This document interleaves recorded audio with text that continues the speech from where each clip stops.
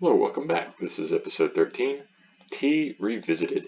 I mentioned some stuff about T in a previous video, and I'm not sure how clear it was, so I'm going to try approaching it from a little different way. Maybe it makes more sense this way to some people, and kind of show a use case for it. I'm Reed Evans. You can find me on Twitter at ReedNEvans. I'll go ahead and apologize. There are some people working on my house today, so that's what the hammering is.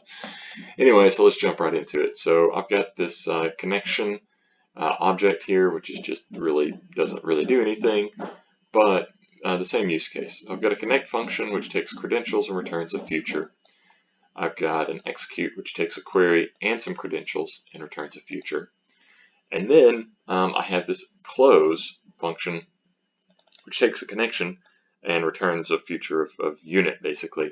But the key being what we really need to do, we want to connect, we want to execute, and then we want to close the connection, but we want to return the data from the execute. In other words, if we just chain them all up, then we'd end up returning this unit every time, this future of unit every time. I mean, that's not what we want because, the person calling this needs to deal with something. Or wants to deal with this, whatever this result value is from actually returning it. Obviously, this is all stubbed out with future ofs and stuff like that. But in this case, this is just using a future. So, and it allows you to actually use it in the Repl. So what we're going to do, we're going to call execute1. We're going to create a function. And so basically our function is going to take credentials, a query, and then it's going to return a future of an error or a result.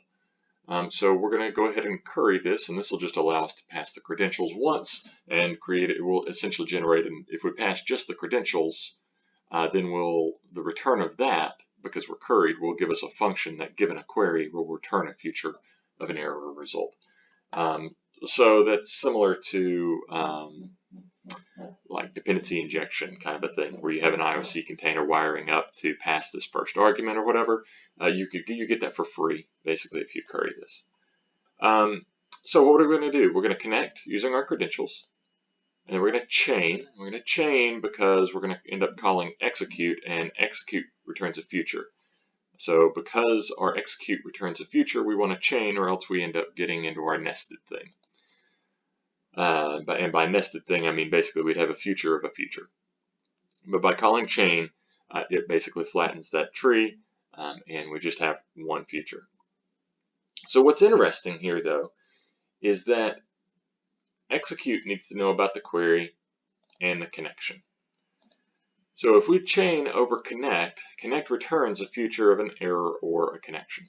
So we know that if we chain, then we're going to end up getting the connection from this connect.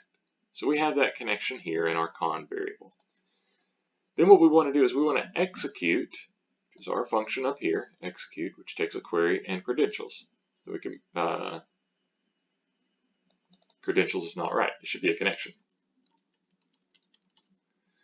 So it's going to take the query and the connection. So we get the query, and then we get the connection, which we got from the result of this. Okay, well that's really neat. But the problem is now what we want to do is we want to close the thing. Well, because we're within a chain, even though we're within this chain, we can build up another chain inside of the chain here, which is what we're doing. And what this allows us to do then is to chain the close operation, because the close operation takes a connection and also returns a future. So by staying within this execute here, after execute, then we chain it, we're still just returning one future from the entirety of this thing. The chain here keeps us returning one future from the entirety of the whole function. So if we call execute with these two arguments, then we'll get our result. What we can then do is to call within this chain is to call close on the connection, map over that, and return the result. And if you see the previous video that we did on T, this is basically the exact same thing that I had with T. It was just written more in a points-free style. So in this case, once we call close on whatever our value coming in this case our connection, we don't care what the result of that is. We're going to map over that and then just return whatever the result was that was passed in.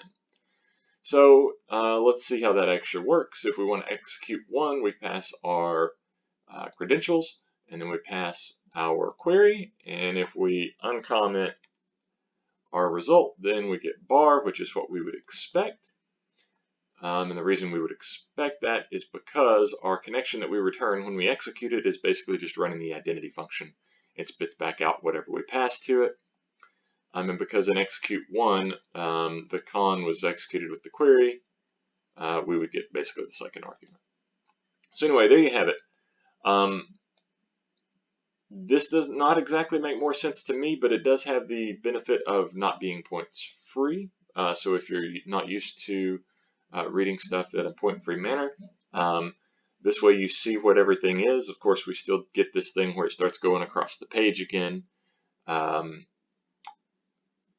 But perhaps this helps. So basically, you see what we're doing is we're connecting to a database. We're executing a query. We're then, after we execute that query, we're closing it, and then we're returning the value that was held within the result of calling the connection execute. So we're connecting, we're executing the query, and then after we execute the query, so we have our result right here, we're going to close the connection, and then after that, we're going to return the result. So anyway, hope that makes some sense. Maybe that makes more sense than the other. I don't know. You all tell me what makes more sense. Thanks again. This has been T Revisited, episode 13. I'm Reed Evans. Thanks.